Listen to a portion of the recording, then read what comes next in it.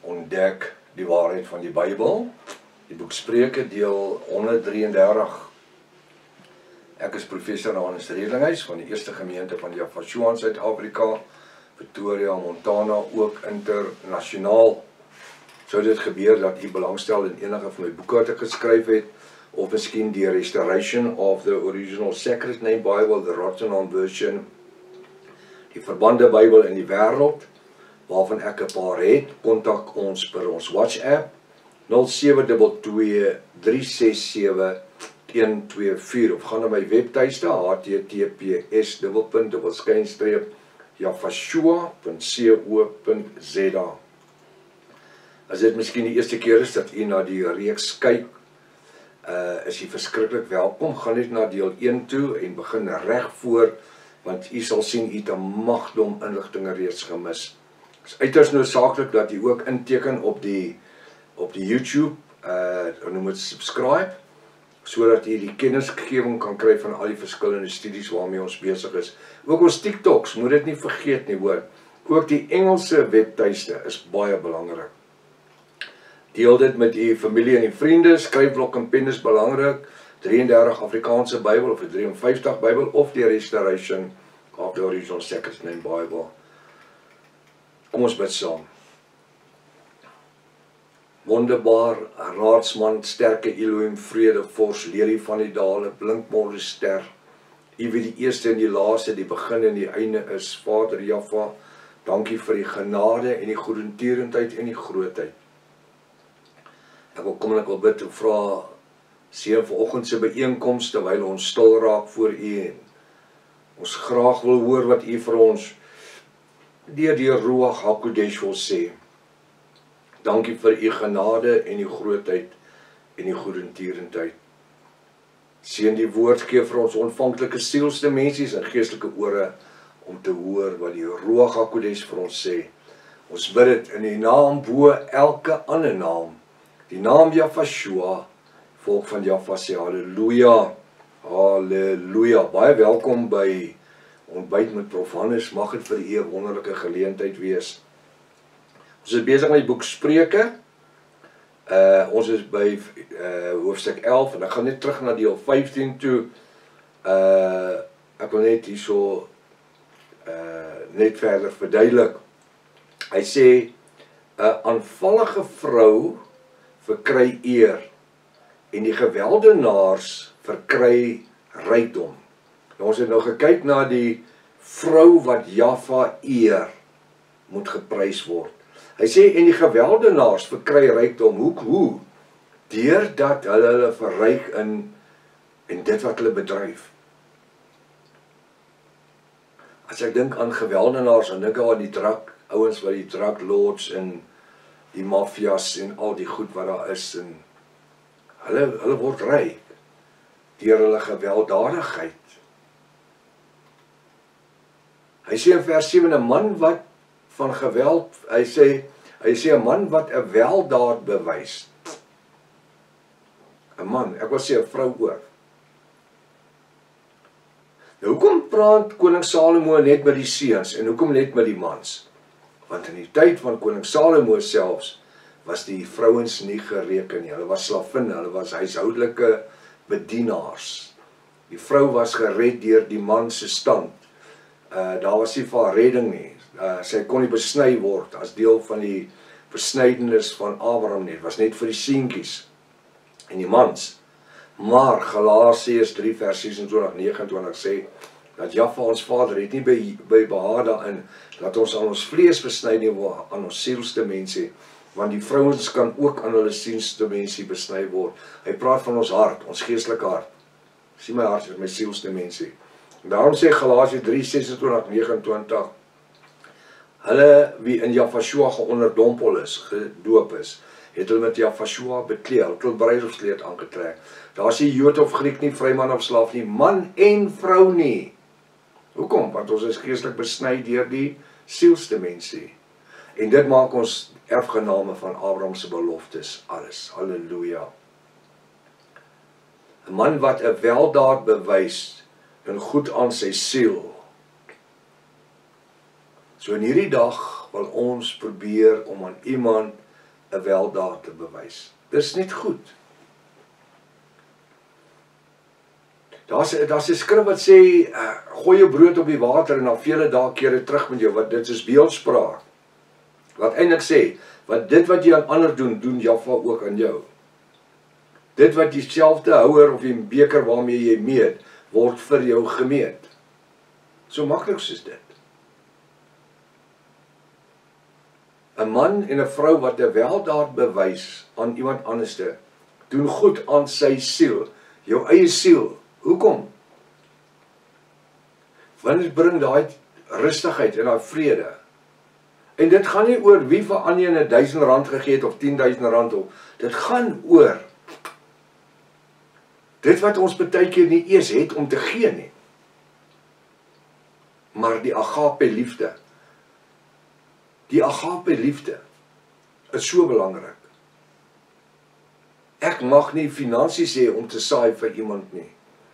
Maar ek kan die agape liefde. Wat is agape liefde? Dis die bo-natuurlike genadebloedliefde van Yahshua. Die agape liefde. Die agape liefde het nie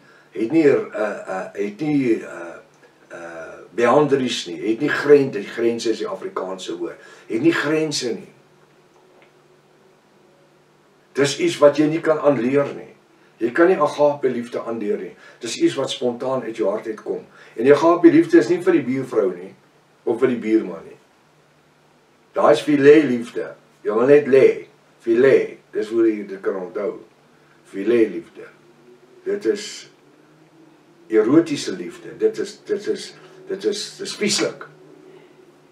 Maar die agape liefde is dit wat die sielsdimensie na smag. En ons as Jafiste het nodig om mekaar in die agape liefde lief te hê. Want dit is deel van die twee koninklike wette wat sê, hoor Israel, Jahwe jou een is een, Jahwe jou Elo is een, jy moet hom lief hê met jou hele hart, jou siel, jou verstand en alles jou binneste. En die tweede, jy moet jou naaste lief hê soos jouself, die agape liefde. Jy moet jou naaste lief hê soos jouself. Ja, ander plek sê, jy moet jou broer lief hê soos jouself.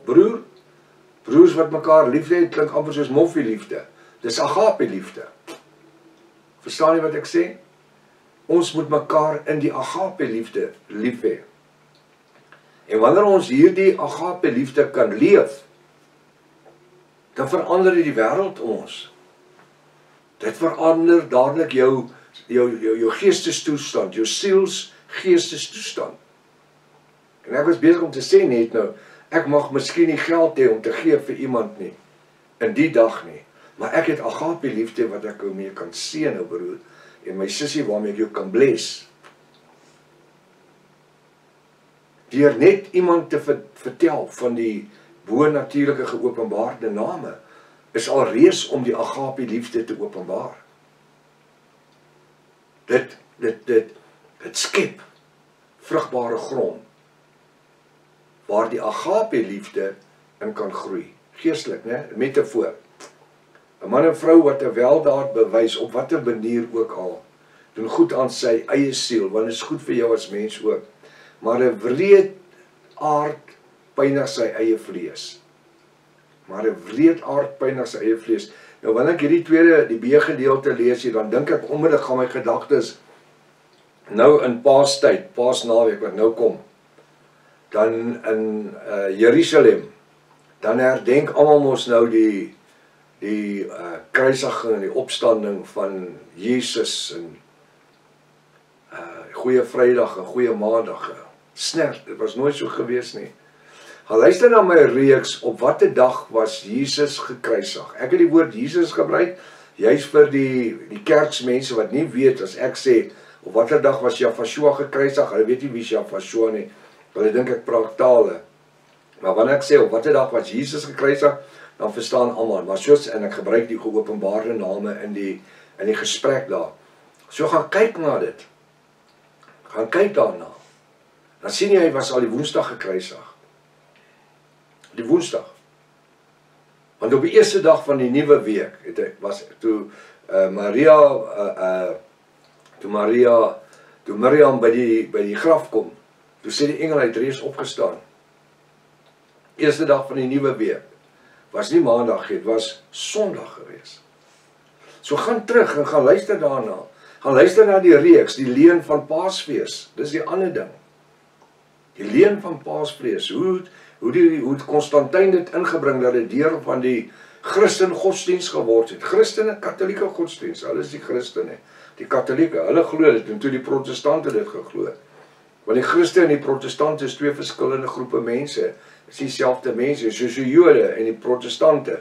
Twee groepe mense, die Jode, Israeliete en die Christene, die katholieke. En so die moslims kan ek dit hulle inbring. So die Christene is katholieke. Constantijn in 327 na Javashua, by die Council of Nicene, 327 na Javashua, hulle het die woord Christen geskep en het die deel gemaak van die Romeinse godsdienste kultuur en geloofbelijdenis. 'n man wat 'n weldaad bewys doen goed aan sy eie siel, maar 'n wreedaard pynig sy eie vlees. Nou, wat doen hulle in hierdie Eastertyd? Want dit is nie die Pasjag tyd nie, dit is die Pascha tyd nie, want dit was nie in Nisan nie, dit was in Abib, Oktober maand. Gaan luister na alles daar, jy gaan dit kry. Dan, wat doen die van hierdie katholieke?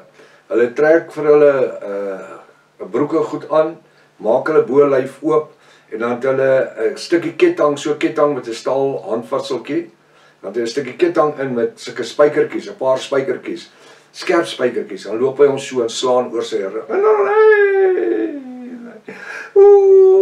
dan slaan, maar hy slaan hom nie baie nie, want hy wil nie so seer kry nie, en dan begin hy bloei, dan loop die bloed teen sy rug af.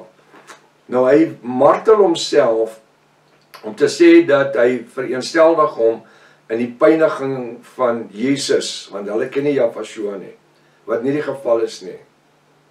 Dis wat die Bybel sê, is 'n gedaante van godsaligheid waarvan die krag verlore gegaan het. As jy nou regtig sy geloof wil toets deur pyniging, sit hom in 'n leeukuil by leeu's, dan sal ons sien wie vreet vir wie. Nee, jy kan jou met 'n kettingkie slaan met spykertjies op, soveel as jy wil, en jy kan bloei tot jy jouself uitgebloei het. Dit red nie. Jy kan niks doen wat Javashua nie reeds gedoen het, en dieselfde met julle post-tribulation ouens. Julle wat glo jy moet deur die groot verdrukking gaan, want Javashua het nie voldoende werk op Golgotha as hemel gedoen nie, want my Bybel sê, hy het ons sondes vergewe, hy het elke stryd gestry, die oorwinning behaal. Nee, maar dit is nie goed genoeg nie, ek moet deur die groot verdrukking gaan om post-tribulation te glo, en daar net voor, daar by Openbaring 19 vers 11, wanneer Jesus op die wit perd kom, met sy engele, hy kom nie met engele nie, want engele ry nie wit perde nie. Engele vlieg sommer waar hulle wil wees. Hulle het die perde nodig nie. Sommer net 'n metafoor hierso. Nee. Wel, tog sê die Bybel van die engele in die hemel met die vlerke, hulle vlieg waar hulle wil wees. Maar as mense op die aarde, dan het hulle nie vlerke nie, hulle is mense. Maar wanneer hulle kom in Openbaring 19 vers 11, is dit die bruid wat saam met hom kom, by die einde van Openbaring 3:22, wat weggeruk was. Die genade deur die toegemaak, die Ruach is saam met die bruid weg. Hulle kom saam met Javashua in Openbaring 19 vers 11. Wanneer op die wit perd verskyn, kom met die bruid saam. Dis wanneer hy sy voet op die olyfberg kom sit, wanneer 1/3 van Israel weggeruk gaan word, gaan apartshoe word. Die bruid is reeds geparousia, hulle kom saam. Want die fynrein wit klere, engele dra nie klere nie. Fynrein wit klere, sê die woord, is die weldade van die geregtiges, van die bruid van Javashua. So op die einde van die dag, kan ek nie myself pynig, om my met 'n kettingkie te slaan, of om enige iets te doen nie. Niks. Sit jou hand op die tafel, op 'n staaltafel, en slaat jou met jou duim met 'n 2 pond hamer, maar 'n ordentlike shot. As jy sien hoe gou, vergeet jy van die klomp snert wat die party kerke vir julle geleer het. Rooms-Katholieke dogmatiek, dis wat dit is. Want jy moet altyd onder die juk van diensbaarheid wees. Terwyl Javashua gesê het, die wat ek vrygemaak het, het ek halfpad vrygemaak. Nee, hy het ons waarlik vrygemaak. Maar baie van die godsdienstige instansies, die nominasies en organisasies, hulle hou jou daar, broer. Ek was daar, ek weet waarvan ek praat. Die ouens moet altyd onder die juk van diensbaarheid, die kerkkonstitusies en leerstelling en dogma. Die Bybel sê vir my, te vergees, dink aan Hebreërs, te vergees vereer julle my deur leerlinge te leer wat gebooie van mense is, te vergeefs. Vergeefs. Ek dink dis Hebreërs, dit mag Titus wees ook, ek is nie doodseker van die skrif gedeelte nie, maar te vergeefs vereer julle my deur leerlinge te leer wat gebooie van mense is, deur mensgemaakte wette aan te hou. Maar 'n wreedaardige pyniging, maar 'n wreedaard pynig sy eie vlees. Jy kan jou vlees pynig soveel as jy wil, broer. Daar's geen redding daarin nie. Daar is nie redding daarin om jou vlees te pynig nie. Die redding is in die genadebloed van Yahshua, wat hy reeds 2000 jaar gelede vir ons gestort het. Tot môreoggend as Vader Jahwe lewe en gesondheid spaar. Maranatha, Yahshua kom weer. Halleluja.